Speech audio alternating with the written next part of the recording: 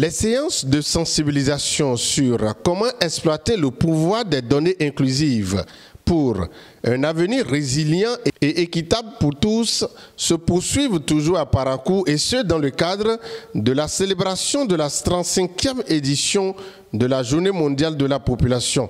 Après les premiers et deuxièmes arrondissements de Parakou, c'est le tour des habitants des quartiers tels que Ga, Zongo, Wansiro, Domparu et Gbiru du 3e arrondissement de bénéficier eux aussi des différentes rencontres d'information et d'orientation.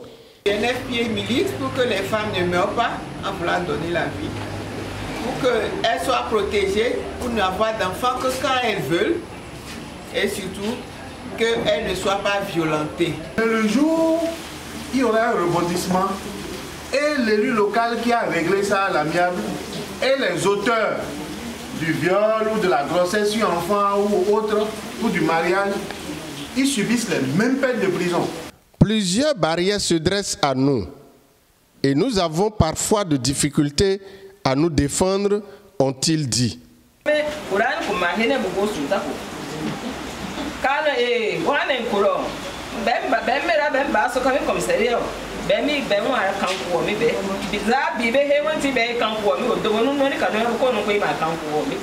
Parce qu'il y a cette peur-là qui nous pousse à ne pas dénoncer souvent des cas comme ça.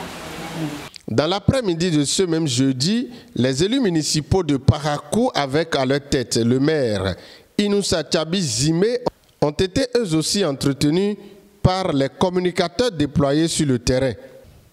À cette séance, le thème choisi pour la célébration de l'édition 2024 de la Journée mondiale de la population a été présenté à l'assistance.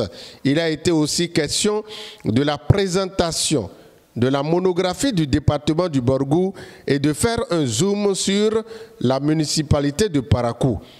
Alors, et dans la foulée du déroulé de l'agenda, il y a également une séance qui doit se tenir au profit des élus au niveau du conseil municipal, juste pour nous entretenir sur le thème de la journée, parce que à chaque célébration, il y a un thème qui est choisi par la communauté internationale autour duquel les débats sont menés.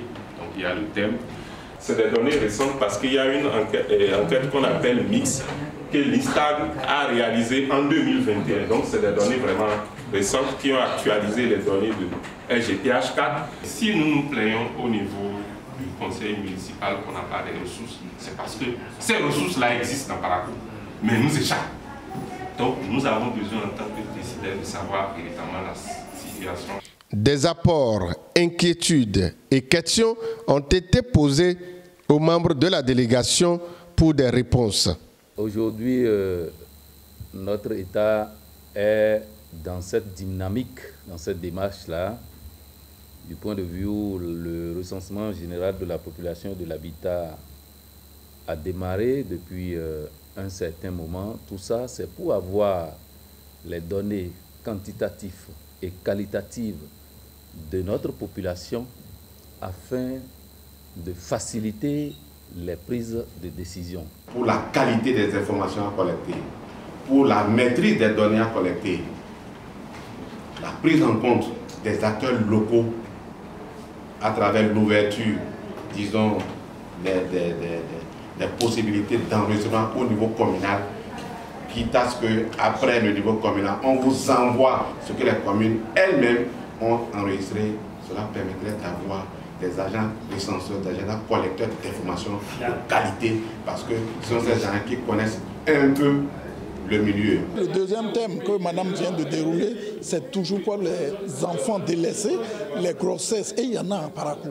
Tout le monde a constaté que le taux le plus fort par rapport aux enfants de rue, les enfants des grossesses non désirées, c'est à Parakou. Donc il fallait que nous, qui sommes au niveau de la commune et qui sont des responsables au niveau de la municipalité, pour sachions ça, pour pouvoir demain prendre nos en main pour sensibiliser les éléments et les enfants au niveau de la base à Parakou. C'est ainsi que s'achève ici à Parakou la 3e journée de sensibilisation de cette activité populaire organisée par le gouvernement à l'endroit des populations.